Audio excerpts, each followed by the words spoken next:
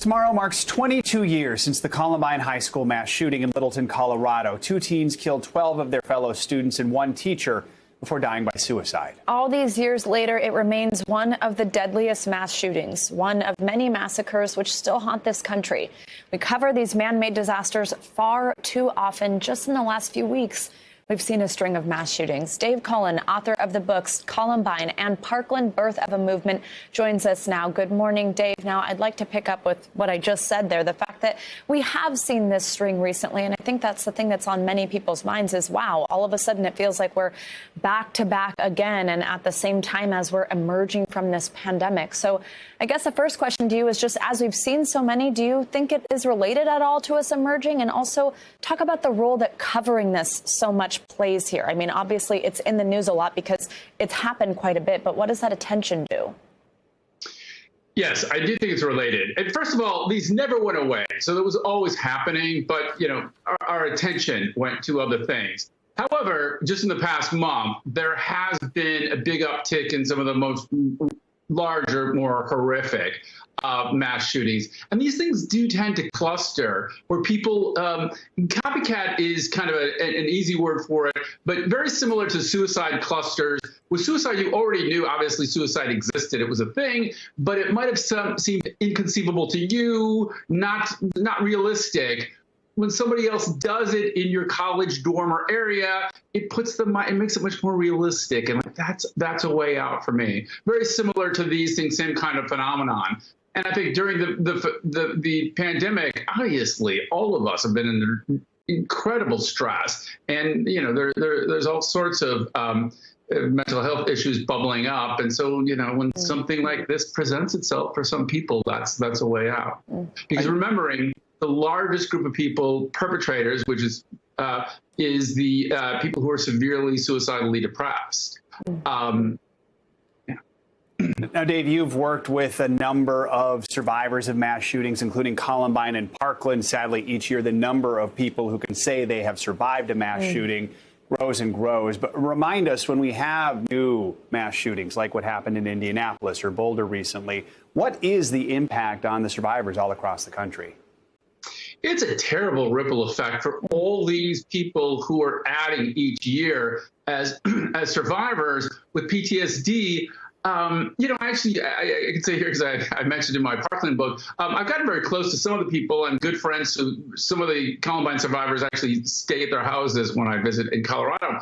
And one of them, Kiki Leba, who was a teacher at Columbine and is still a teacher there. After Parkland, I was visiting and staying at his house, and he texted me when I landed saying, and this is for the Columbine anniversary, so that I was going out there, so it was a couple days before, and he texted saying, don't worry, I'm okay, but I just crashed my car, so I'm going to be running a little late. And I was like, oh my God. And over breakfast with his wife the next morning, she said, you know, I'm really worried about Kiki. I feel like he's in an April fog. And, you know, this has happened before. The principal there, she said, you know how many cars he's crashed during April? And I was like, 19 years out still? And she's like, oh God, yeah, everyone. So that really drove it home for me too, that like this goes on, this is for life for a lot of them. And then when one of these shootings happens, it's really horrible. I won't mention the name, but one other person is a survivor about, you know, 2 decades out, a very well-known person. I'm close to her daughters, and as soon as one of these happens, they all connect and decide who's going to babysit mom tonight to make sure she gets home, because she's going to go on a drinking bender. She's become an alcoholic in the wake of it, and it's going to be a disaster that night. And they worry for her, you know, living through the night. Multiply that by like tens and hundreds of thousands of people out there right now, and we keep adding to them, where each one of these is horrible, and it's right back to day one for a lot of them. And until you know these people, it's hard to even imagine it goes on that long, but for some people it's forever.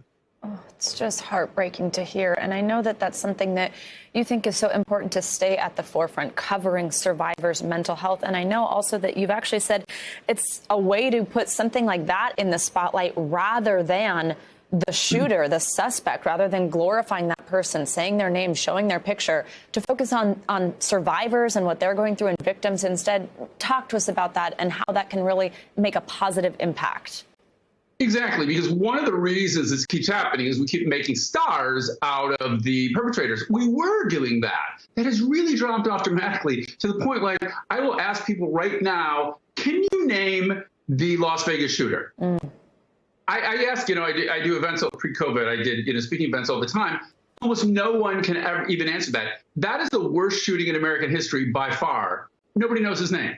But most of the recent ones, the Pulse shooting, the Texas Sutherland Springs, even Parkland, except in Parkland when I visited Broward County, people don't even know, which is fantastic. Two reasons. Over time, people have gotten less, the fascination of them has really dropped.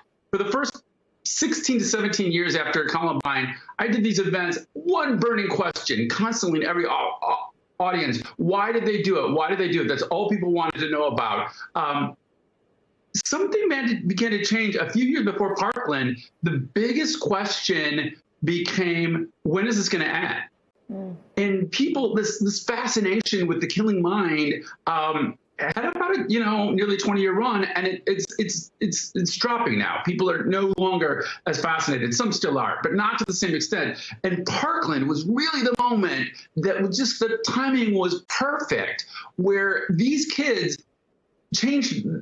played on that and ratified that. David Hogg became the first person in the history of mass shootings to be more famous than his perpetrator. With under 24 hours, when he went on CNN the next morning, he became more famous. Everybody in the country knew. And 2 days later, Emmett Gonzalez was way more famous even than David. And both of them, everyone knows who Emmett Gonzalez is. I don't have to tell you right now who I'm talking about. Almost everybody who's watching knows. And that had never happened before. So the media, we can complain all we want about the media needs to focus more on survivors, stop paying so much attention to these killers and making stars out of them.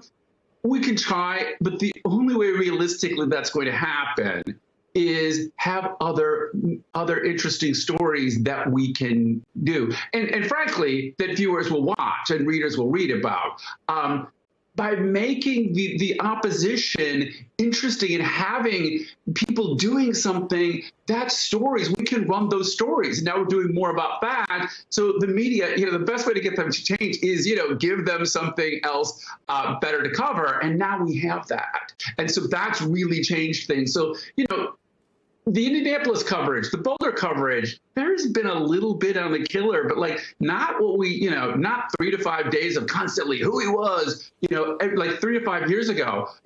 5 years ago, you would have seen from every kid who knew the Boulder shooter in junior high school, his teacher coming out of the woodwork, everyone related to him, everything he'd written online, we would all know this. That has changed so much just in a few years because now we have other storylines. So we need to capitalize on that. I mean, I hope it doesn't sound cold, but that's reality. That's the way to, shrink the coverage on the shooter is cover other things. Dave Cullen, so important to hear your perspective for the public, for journalists, for everyone out there. You help put things into context and perspective that we really appreciate. Thank you so much for taking some time to talk with us this morning. Absolutely. And keep a focus on survivors. Thank you. Hey, NBC News viewers, thanks for checking out our YouTube channel. Subscribe by clicking on that button down here and click on any of the videos over here to watch the latest interviews, show highlights, and digital exclusives. Thanks for watching.